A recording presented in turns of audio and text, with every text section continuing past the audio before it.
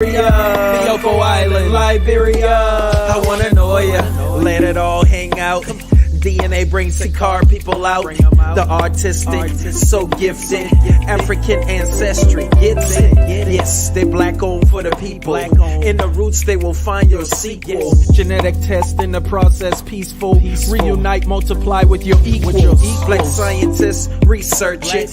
Invest in that time, you're worth it.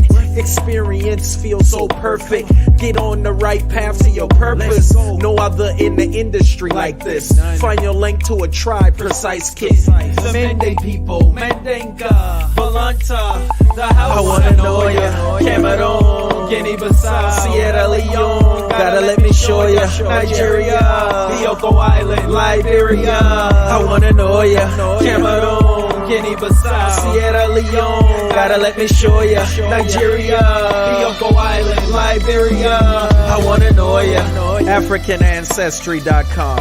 The pioneers in genetic tracing for black people. Since 2003, doing what no other in the industry can do. By tracing your DNA to the present day African country, ethnic group, or tribe. What better time than now to find out where you came from? Order your kit today.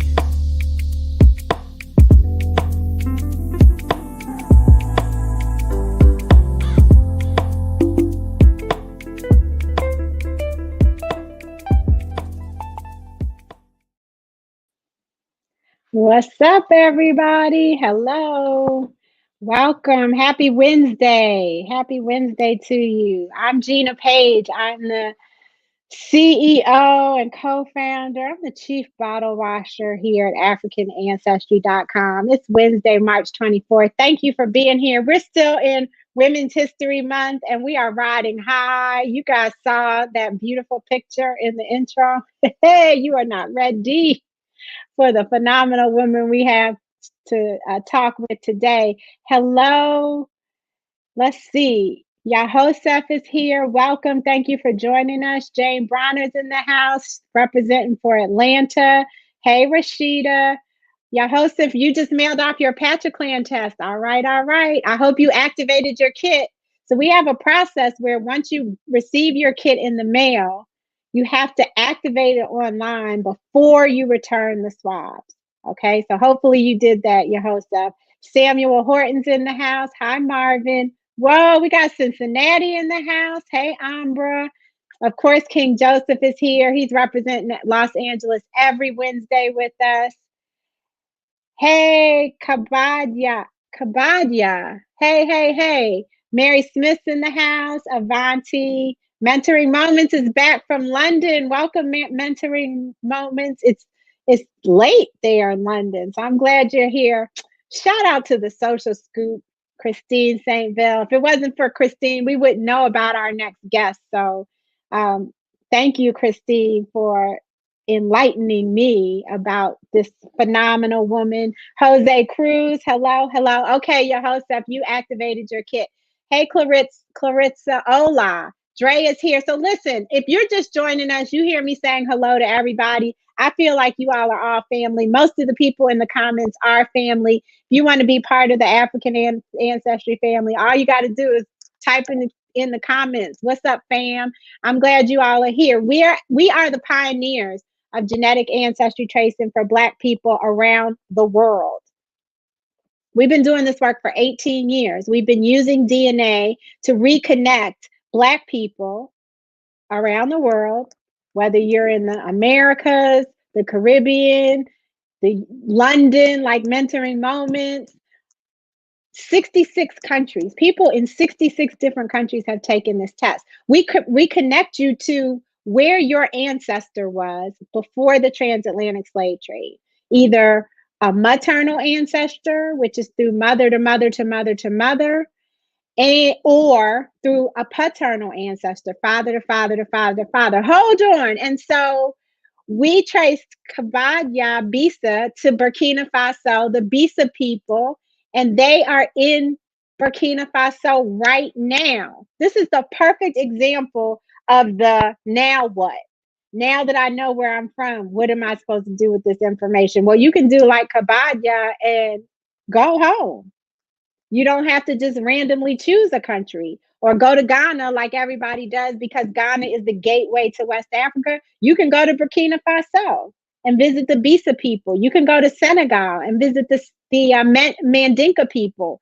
You might go like Randy White, formerly Randy White, and visit, or Eddie Meeks, and visit the people, the Balanta people in Guinea-Bissau. You might go to Cameroon and visit with the Balanta. I'm not the Balanta, that's Guinea-Bissau. The Bamaleke or the Tikar people. So that's just one thing you can do when you find out where you're from. And we are the place to get you that specific. Drea Catfish is here. Okay, Cheryl ATL is one of your Bisa cousins. Kabadia, hey Mary Milliner, thank you for coming. Clarissa is one of our Latina sisters. Well, bienvenidos, thank you for being here. Hey Lisa Clark, Vicky Moore is waiting for her matriclan test to arrive. Okay, GR Moore has a question. Or a comment. I've been told that there's so many people in a person's DNA that you can't get an accurate origin. My name is Green. Green, you can get an accurate origin because we don't look at all of the people in your DNA. At African Ancestry, we are unlike the other companies. Not just that we don't sell or share your personal or genetic information. There's that. But we don't look at your entire genetic family tree. We are only looking at one branch. And one branch is only going to go back to one place. And so it is absolutely possible. We've done it for over 1 million people across the world over the past 18 years. So check us out at AfricanAncestry.com. Shout out to all the Cameroonians in the house. Nikki T is here. Welcome, Jacinda, 97% Cameroon. What does that mean? What's your ethnic group? I want to know. Hey, Fancy. Oh, wow. Lisa says her dad said his great grandmother was from Madagascar, Africa, but I have yet to find this info. So we do have Madagascar in our database, Lisa, but to trace your father's maternal line, if that's the great grandmother that he's talking about, you would need your father or one of his siblings or one of your aunt's children to take a maternal test, the matriclan test. So we can help you explore that ancestry. African Ancestry test kits are $2.99, and it's a small price to pay for information that you can share with all of the people who are in your family who descend from that branch of the family tree. We also offer Affirm as a payment option, and you can see the link up on the screen. Shout out to Tanae. She is our ambassador to Burkina Faso. So for all of you who are Bisa or in the cards or on the chat tonight, you definitely want to friend or DM Madame Tanae. I never say the last name right. Wadrago, and learn more about Burkina Faso and the Burkina Bay people. Okay, Chati's sending us Alabama love. Oh, hey, okay. Will you put the name of your business? I just know she sells elderberry elixir and she sells fire cider. And I just placed an order, Shati. So I hope you saw my order. It wasn't under my name though. But I want people to know about your wellness products. Okay. Let's see. I'm going to tell y'all about our guest. I told her I only take a few minutes and I got caught up talking to y'all. Look at that. But that's why we're here, right? To chat it up and learn and say hello. We haven't seen each other for a week. And I want to shout out Wendi Cherry. She's, you guys, Mafa cousin from Cameroon. She's holding it down behind the scenes in the production studio. So thank you, Wendi, for being here. So our guest tonight is Tanya Barnett. And yes, she looks like she's about 25, but wait till I get to the end of her bio. There's no way that she could have done all this and only be 25 years old.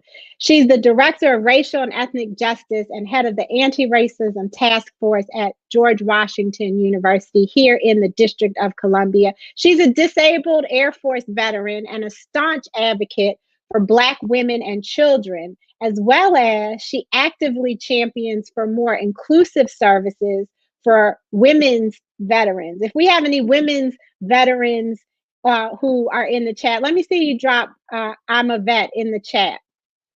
She's currently, okay, I said that. She's a slavery historian. And on the lecture I saw her give, she talks about the period of enslavement, not slavery. So she is a historian of the period of enslavement, the author of 3 self-published books, and a 2-time triathlete and marathon runner. Did y'all see her physique in that? I mean, I'm just saying, I'm not holding you up in any negative light, Tanya. I want them to see what a triathlete and a marathoner looks like. We can all take some lessons from you. Her voice and her platform have reached vast audiences. Okay, look, let me just go down the list. OWN TV, Essence Magazine, Huffington Post, The Today Show, NAACP Hall of Famer, Charles County, Maryland Citizen of the Year. She has a literacy nonprofit called Forever Free Books. Speechless. She earned her bachelor's in social science from the University of Maryland Global Campus, and she's currently a master's candidate at George Washington University. The reason she's here tonight, not because all those other things aren't phenomenal, but her program is Women's Gender and Sexuality Studies, with an emphasis on amplifying the voices of enslaved women who resisted forced reproduction, as well as Black benevolent societies. She is about to break it down on the history of resistance in Black women's lineages. And here's the thing that just floored me. This is the very last sentence of her bio, as if you aren't already impressed. She's a wife, a mother of 3 young adults, and a grandmother, an energetic grandmother. I don't know. You guys, welcome Tanya Barnett. What's up, girl? Thank you for joining us. You have brought out so many people. You brought out people from Alabama, from London, from Somalia. Shout out to Mozart is on here. From Somalia. Lord have mercy. This is awesome. Thank you for being here and sharing your work with us. Thank you. I'm so honored to be here. First, I want to, number one, acknowledge the land that I'm on right now. I live in Charles County, Maryland, and I'm currently on the occupied land of the Piscataway people. So I want to acknowledge the Piscataway indigenous tribe, because I am currently residing on their land.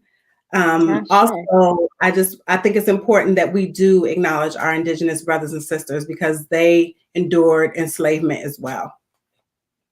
You know, I gave a presentation last night to a group of high school students in Texas, and I talked about indigenous Americans being the first people on this land. And someone asked me, what does indigenous mean? Can you answer that question? What does indigenous mean? I just say they're the original people. This is their land. And that's why I hate the word illegal alien, because this is stolen land. Right. And that's what I told them. I was like, they were there first. I tried to put it in the most basic language, because unlike you, I did not teach children, so I don't always know the best language. But anyway, listen, when Christine Saintville sent me, yes, Jacinda, I love her too. See, look, now I gotta compete with other people to be your BFF, Tanya. What's going on here? Hey, we haven't even started talking yet. Shout out to you, Jacinda. She's amazing. So Christine Saintville sent me a clip of a presentation you gave that talked about methods of resistance by enslaved women. And I wanted to start with that. I want to know so many things from you, but we are living in a period where resistance is a very common theme. Mhm. We are seeing all sorts of, especially coming through the pandemic, resistance reached its heights here in the United States. And that's what actually sparked us to start this focus on remembering who you are, because there's nothing we're doing today that's brand new. Absolutely. We are the beneficiaries of people, but specifically Black women who have done many, if not all, of these things before. But to hear you giving voice to enslaved women just made me feel so proud. So, can you talk about what made you decide to even focus on the narratives of enslaved women? Um,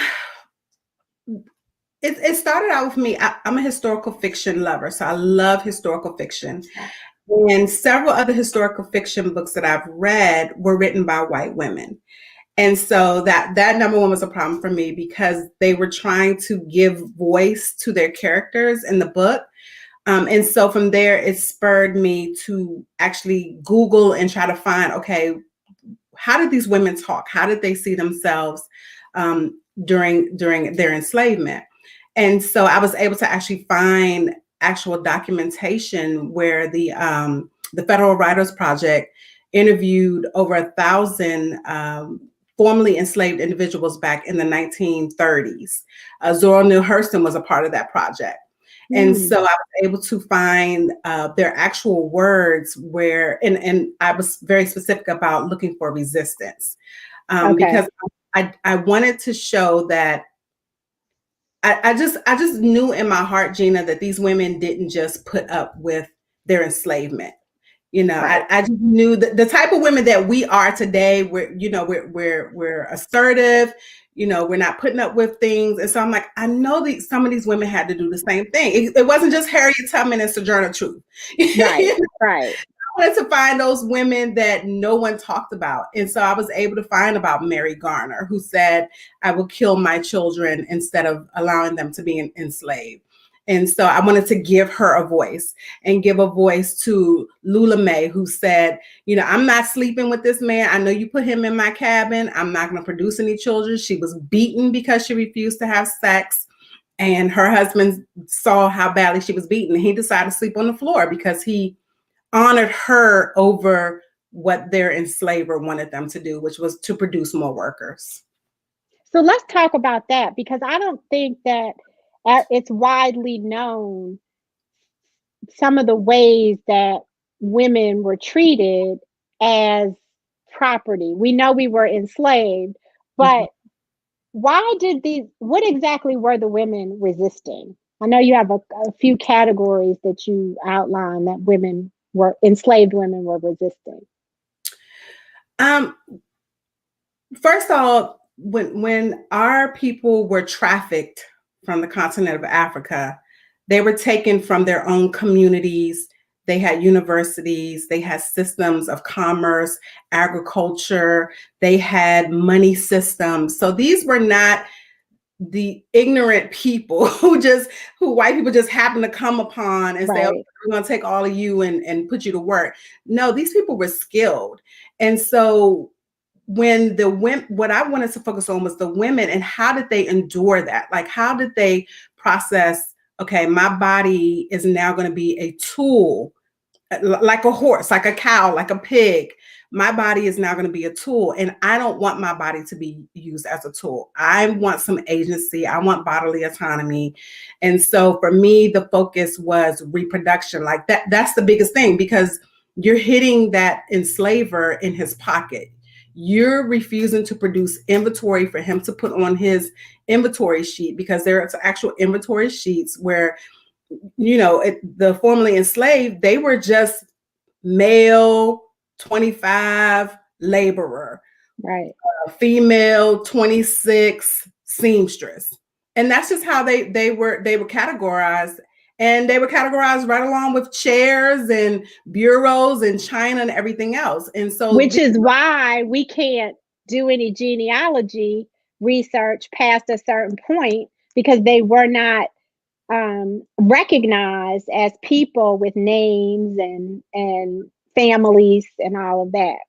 yes, absolutely. Especially in the United States. United States had chattel slavery like no other country, even in the islands. I did some research. In the islands, there was a little bit more community in the islands. And of course, we know in places like Haiti where they revolted and things of that nature. But in the United States, the problem for these individuals was that once the 1807 law that said you can no longer bring enslaved people into the country, the enslavers were like, okay, well, how are we going to produce more workers? So we're going to do an in-house production. So DC, Maryland, Virginia were the top breeding capitals in chattel slavery, where they would take me and say, okay, I'm going to send you over here because Mr. Smith needs 3 pickaninnies. So you're going to be on his land for 3 years and you need to produce him 3 children. I'm leasing you out. So I'm getting paid for you to be raped, assaulted, to produce children for Mr. Smith to increase his coffers. And then you're going to come back and continue to do that. Or I'll send you to somebody else's plantation to do the same thing. And Tanya, well, I'm taking some deep breaths because this is very difficult to absorb. I read a book, I think it's called American Slavery in the South.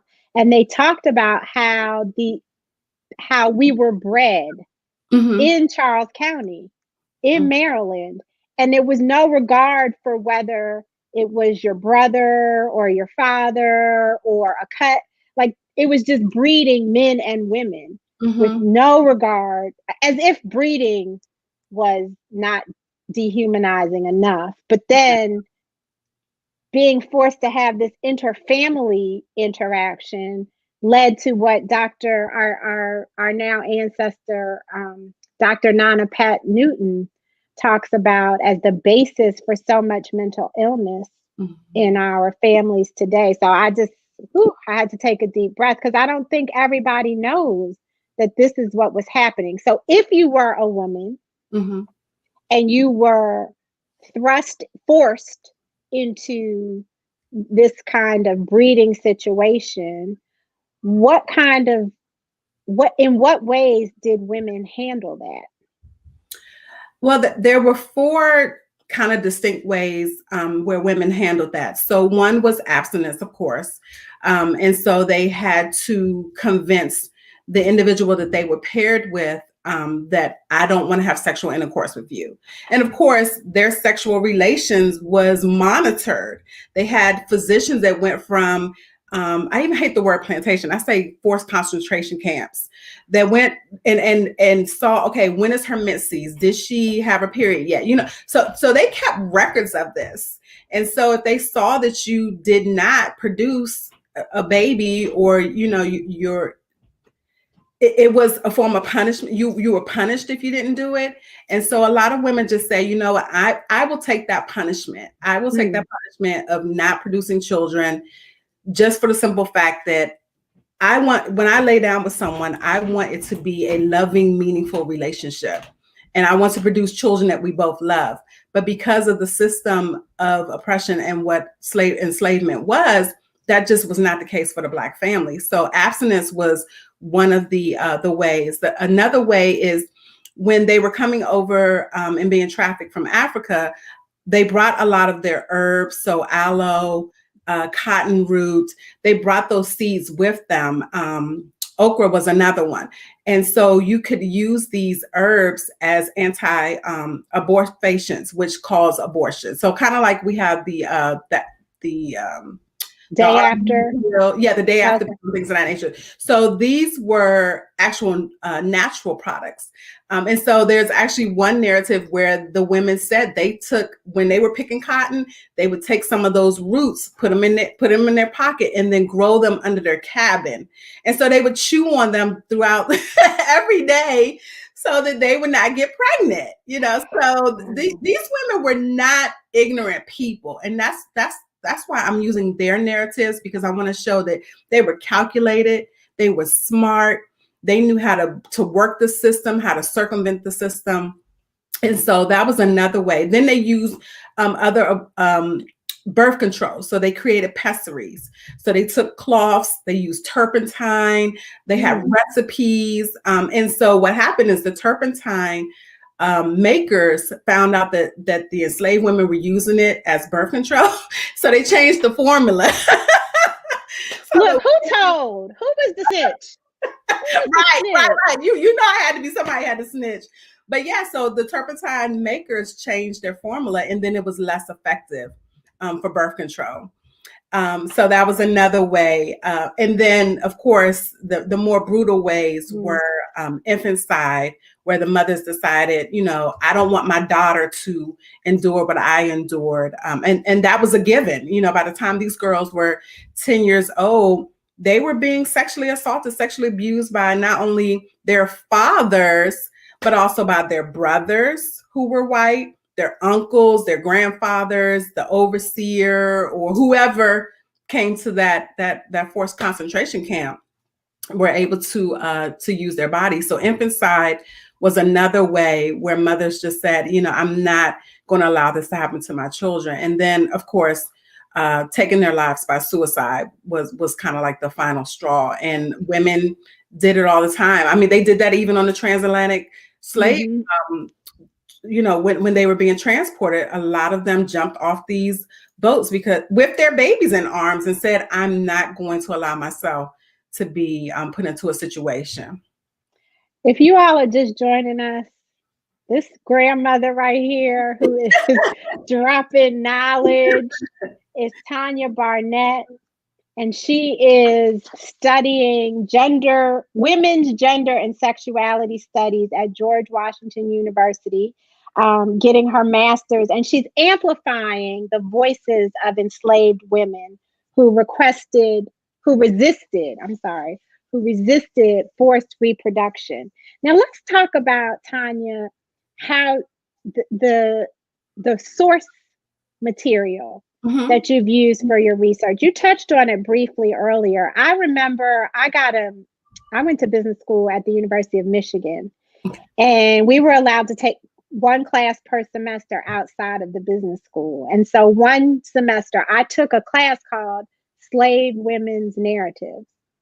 And we spent I don't remember what department. It must have been in a women's studies department, or it was in African American history. I don't remember, but we read these little books. They're like little, almost square-shaped, thick books that were the narratives of enslaved women. And I found that was my first recognition that these women's stories had been documented. So talk to us about where you got the source material. What does it look like? What does it sound like? Majority of the source material that anyone can find is at the Library of Congress. So you can actually go on their website and actually see pictures of formerly enslaved individuals as well. Of course, these individuals at the time, we're talking about the 1930s, they're like in their 70s, 80s, 90s, even a couple of people that are in their 100s. So that is a place that I visited a lot, and it's called the Federal Writers Project. Also, I looked at a lot of Zora Neale Hurston. A lot of people don't know that she was big into getting the stories of formerly enslaved people. That was something that she was really passionate about. That's how she came about in sharing her book, Barracoon, and talking about the Clotilda. So just following people like her who were able to touch and feel and hug and smell these formerly enslaved individuals was just beautiful. For me, and just seeing their vernacular, seeing the way they talked was powerful. Now, I will say a lot of the researchers and interviewers were white. And so what I found is that the women were more reserved about sharing their story of sexual assault and abuse and forced reproduction. And so you saw more of men saying, well, my daddy was a buck and he fathered, 50 children, kind of a badge. But the women there was shame associated with that. So there's not a lot out there right now. My mother and I just won a grant, a travel research grant. So she and I are actually going to be going out this summer and looking for more documentation of formerly enslaved women. Did you just say your mother? Yes. So there's a great grandma. Yes. In this family. Lord, I don't even want to see what your mother looked like. That's amazing that you'll be traveling and researching with your mother. And that's just great. That's about lineage, right? That's about honoring our mothers in a very real way. Gabrielle says it would be interesting to see the correlation between the sexual abuse endured by enslaved women and men, because it happened to them as well, and how that abuse has shaped the relationship of the Black family. I know that was some of the work that Nana, Dr. Patricia Newton was doing. Do you have any insights into that? No, I don't. I don't, just because my research is very focused. Mm-hmm. But one of the questions that is out there for me is, how did the men, like mentally, like how did that affect them, seeing their wives, their mothers, their daughters, like every woman in their circle being used and abused, and they could do nothing. Some were forced to watch, or they saw their wives taken to another forced concentration camp and used as a breeder there. But this is my wife, and I don't have a choice. So that is a great question, Gabrielle. That is out there for me. I'm thinking maybe years down the line I could find out, like, how did the men overcome that? And I'm sure that trauma has created a lot of issues, not only for the individuals during that time, but their children and subsequent children after that. Yeah, that's what Vicki Moore just typed, and the children produced from this abuse. Mm-hmm. When you said that, when you talked about the women, you and whoever that was that just commented, I'm sorry, I forgot you. Gabrielle just commented. It made me think of today and how social service programs are set up to keep the man out of the family. And so it just brought me to today, and what is the evidence today of this history of resistance? How can we look at what's going on today and learn from how our foremothers resisted? First and foremost, we have to teach it. And unfortunately, I know the last administration stated that, the children were being brainwashed and taught all these things in school. And I actually taught in the public school system here in Charles County. That is not true. They're told that Black people came here as migrant workers on ships and the trip was uncomfortable. That's all they know. That's it. I am not lying to you. And so, for me, we have to start with the truth. And truth hurts. But once you start dealing with the hurt, then you can begin the healing. And until we do that, it's not even in colleges, because you figure I'm focusing on this subject matter, but none of my classes at GW are teaching this. I'm doing the research. I'm getting the books. I'm going to the library. I'm calling people and emailing other professors at other universities. So if I'm doing that work, our public schools aren't doing that work to provide this information. And I think if Black children, especially, and children from the African diaspora, knew their history, their true history, that they come from fighters and resistors, and that we didn't just start, it wasn't slavery and then Martin Luther King. There's a whole, place of resistance. We had Harriet Tubman, but Harriet Tubman was also in the military. She was the first African-American woman in the military in the state of Maryland. She was a spy. She was a nurse. She had the Underground Railroad. And then the work she did with the Underground Railroad then went over into benevolent societies. So then you have Black women benevolent societies who are taking these formerly enslaved individuals, housing them, feeding them, clothing them, helping them get north, providing education for them. So again, we have to start with our history, and we're just not doing it. We're fighting over all these other crazy things about whether girls wear spaghetti strap shirts at school or what have you, but we're not talking about history. Well, and we know why that is. Shout out to Christine St. Ville, who's been homeschooling her children. She's a leader, a thought leader in the homeschooling space. She says one of the reasons we decided to homeschool, our kids need to know the truth. I'm going to do a shameless plug for the African Ancestry Remember Who You Are study guide. We created a study guide, which is really, I called it a study guide because it's more informational than just a workbook. But Tanya, I'm going to send you a copy. It's an interactive workbook where we've got exercises and games and thought starters, things to reflect upon. We talk about everything from ancient Egypt all the way to Black Lives Matter and Breonna Taylor's assassination and the protests that arose out of that. There are QR codes throughout it so that you can click, go on your phone and watch a video or listen to a song or watch a lecture or whatever it is. And so I want to encourage everybody. Wendi, actually, if you could put it in the chat for us or put it up on the screen, AfricanAncestry.com is the site, and you can get there it is. Thank you, Christine. You can get the study guide there. So I mentioned Black Lives Matter protests. We were talking before we started about some of the examples of Black female-led resistance movements right now. Let's talk about that. Some of those, like Stacey Abrams you brought up, or the three sisters who started Black Lives Matter. How can we demonstrate them as, it's obvious, but I just want you to say it, as a descendants, if you will, of this Black female resistance and empowerment? Just acknowledging them and changing the narrative about them, because now it's BLM. So once you take it from Black Lives Matter and what Alicia Garza and her co-founders did to make it just a BLM, then you remove the power from it.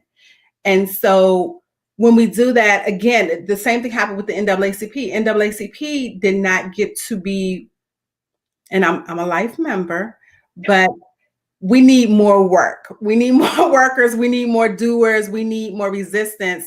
And resistance is not pretty.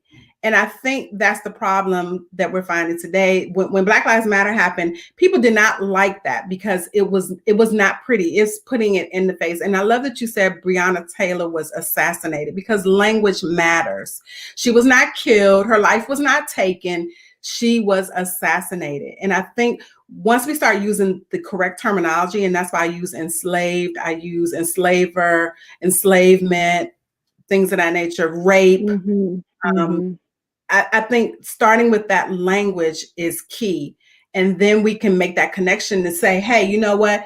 We had these women here in slavery. Midwives were extremely important to the resistance. They were the ones who were showing them how to do roots. So we got to get back to our roots. But what happened was when Christianity came in, and that was a way to make the enslaved people docile, they told us that our roots were bad, that our dance was bad. The dance that they do, ballet, that they do in Martinique, that's sexual and it's the devil. And that's a fertility dance that came from Africa. But because our bodies moved in a way that they weren't comfortable with or they weren't used to seeing, they told us that it was bad. And so now when we see our girls moving their hips and things like that, we think it's sexual, where really the historical aspect of it is that it's a fertility dance, that it's a dance about pleasing myself and self-pleasure and being wrapped up and feeling good about myself. And we've taken that away. And so I love that we have Black Lives Matter, but these organizations stand on the backs of silent and unknown Black benevolent funds that were started by women coming out of slavery. So that's something that I actually used. I'm not familiar with the term Black benevolent societies. It makes sense to me. I want to shout out raisingyourroots.com. That's what I mentioned earlier. When you just said the midwives got the roots and work the magic. Check out raisingourroots.com. They have some really powerful handmade, authentic Black-owned business. products, and they grow the ingredients, many of the ingredients that they include. But I'm not familiar with Black benevolent societies. Can you give us an example of one that maybe someone would have heard of that didn't know that that's what it was? Those because they worked in secret, and they worked in secret because of the issue with being, if they were caught, there was repercussion. They could lose their job. They can be put off their land, because remember, we didn't own any of the land when we came out of enslavement. So if you were found to be helping someone get free or to leave enslavement, you could have been burned down to the ground, your whole establishment. So these women decided to go underground and be secret. And so just last week, I found out about the United Order of Tents, and that my grandmother was actually a member of this. And the United Order of Tents came out of slavery, and they worked hand in hand with the Underground Railroad. They changed their name to Tents because when the individuals came up north and they were on their different stops or stations, they put up tents to house these individuals. And then from there, Black women came together, put their chicken, their meal, frying chicken and biscuits and things of that nature to help them on to the next station on the Underground Railroad until they were able to go north. They also started schools. They started free medical services for individuals, because you got to remember, we had midwives. Well, these midwives were educated in childbirth and female fertility. And so these women also offered the roots and medication that helped individuals. And when I say medication, I'm talking about from natural ways. And so they provided healthcare. And so when I looked at that, I said, oh my gosh, then it's kind of spurred into your sororities that okay. Divine Nine.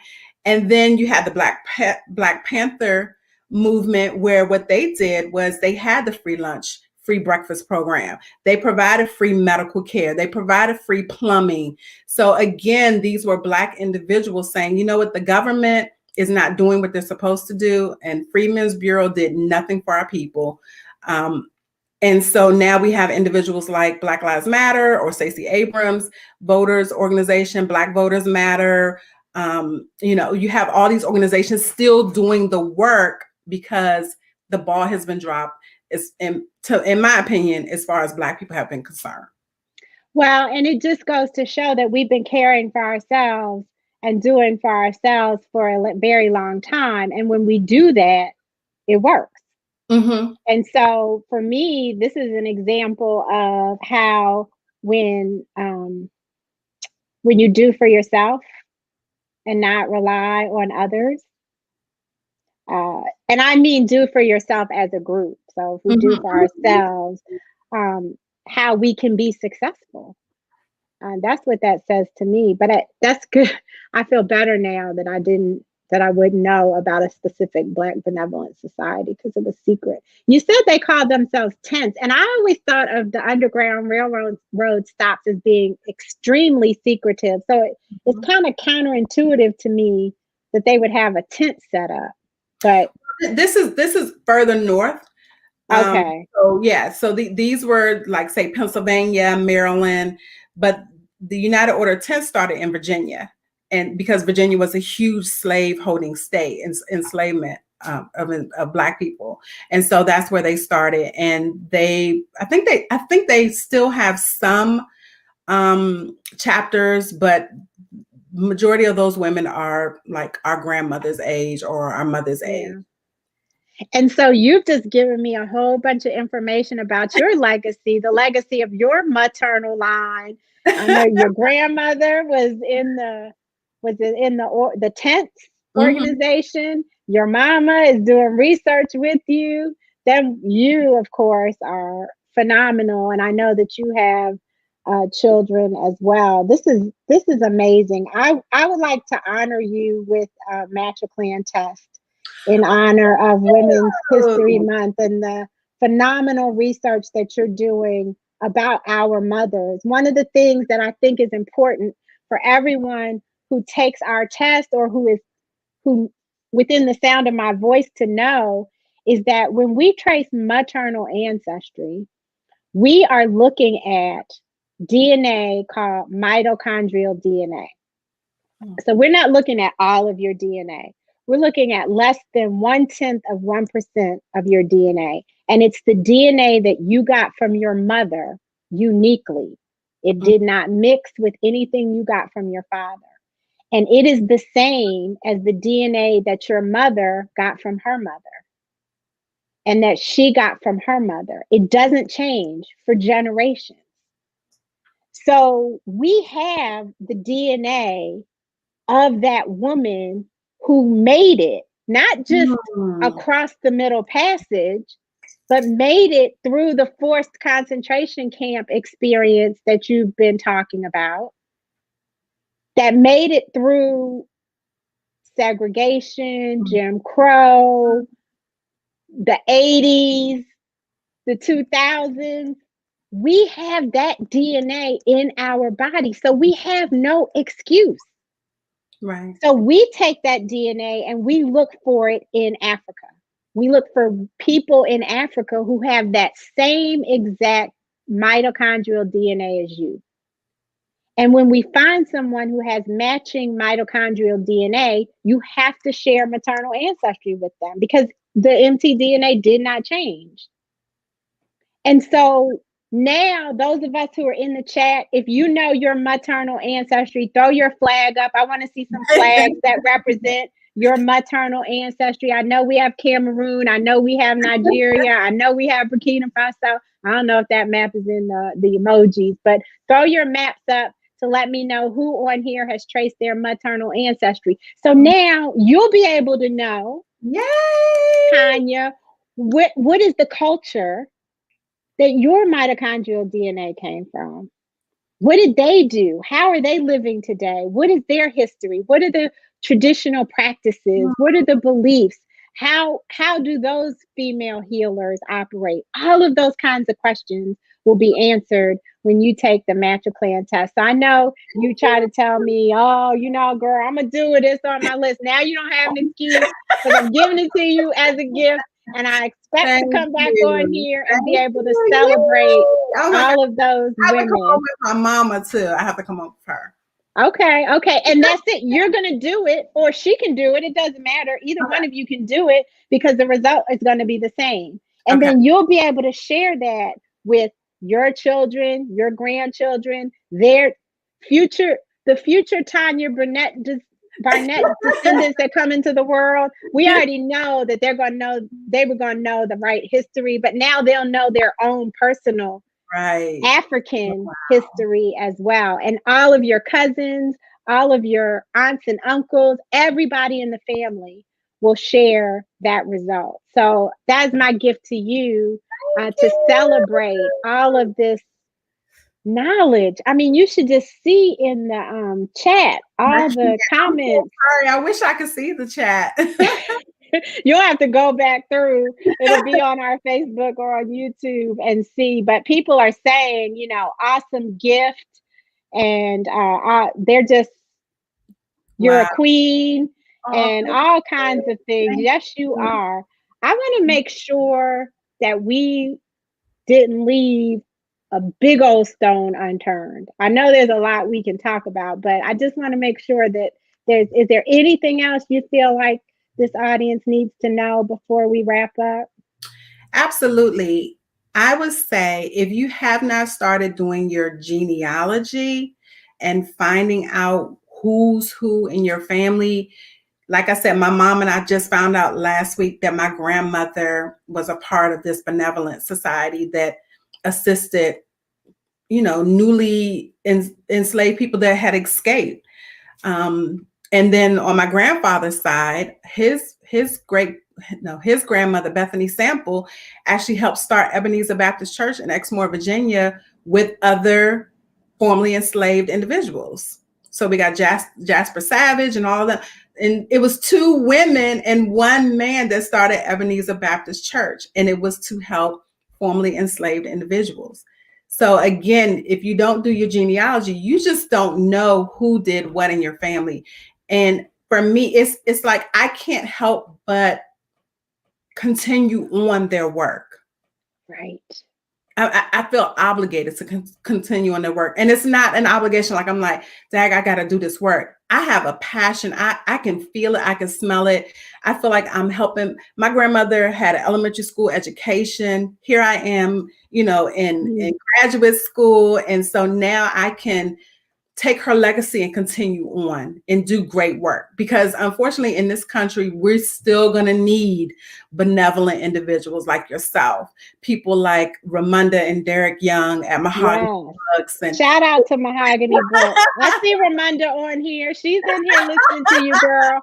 I love some Ramunda. I love her and Derek. I volunteer at Mahogany Books. Wait a minute, they let you volunteer? Yeah.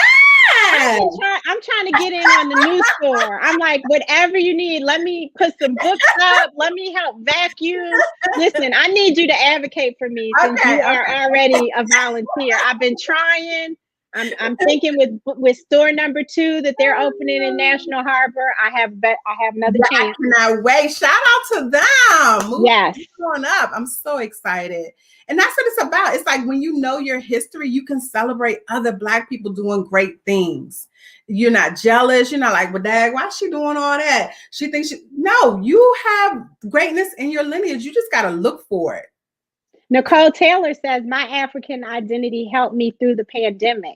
They endured, and so can I! Exclamation point. Yes. Great point. Thank you for that. Genealogy is very important, and everybody can do it. All you have to do is just ask some questions. Ask your mother some questions. Ask your aunt. Ask your whoever is around. You can start by just asking questions. And record them. You have a cell phone. Everybody has a cell phone. Record their stories and then get them transcribed, because once they're gone, and those stories are gone.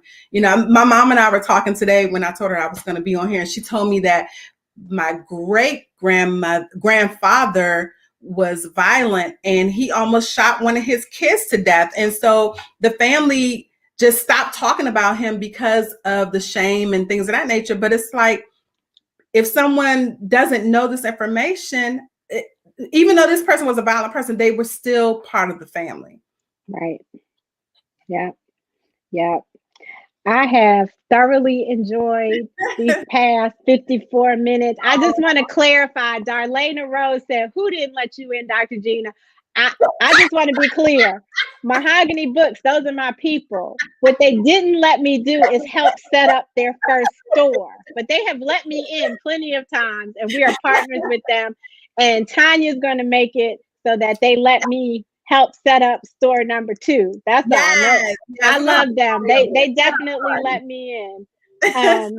I want to thank you so much for being here. If you could just see what a great conversation. Genealogy is my passion. That was incredible. All of these, you have been a very, very, very delightful teacher tonight on this live. And we are definitely going to repurpose some of this content. And if there's any way, like when you write what about your books? You've written 3 self-published books. We need to put your site up. What is your site? My website, TanyaBarnett.me, M-E.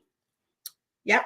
And they can go there, and they'll find, I'm doing more research writing than I am other writing. So yeah, but TanyaBarnett.me. I'm in the community. Like I said, I had, my husband and I just closed our nonprofit last year during COVID.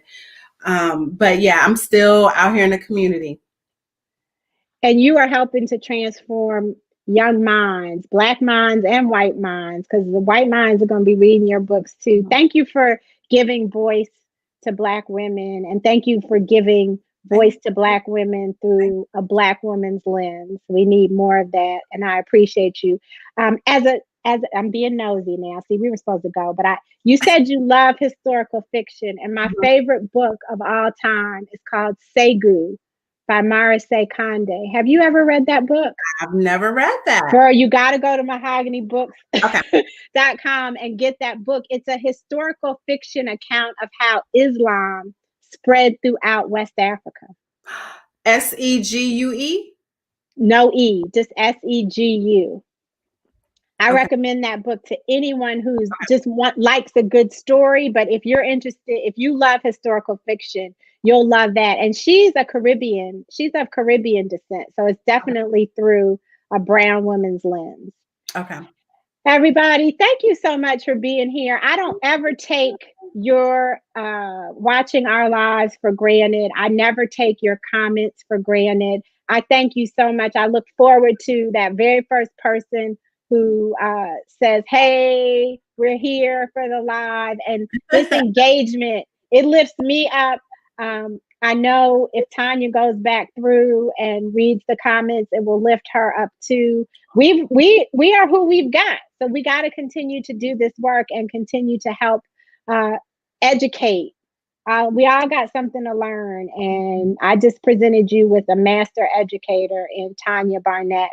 The world is opening up, you all. Please continue to social distance. Please continue to wear your mask in the appropriate environments. Please continue to support your mental health and that of those you love. And please continue to support your immune system. The healthier we can stay, the better equipped we remain for fighting against this virus, which is still very real. Until we meet again, everyone, thank you, thank you, thank you. May you be happy, may you be healthy, and may you be whole. Tanya, I'll talk to you next time. Thank you. I look forward to it. Thank you, everybody. Good night.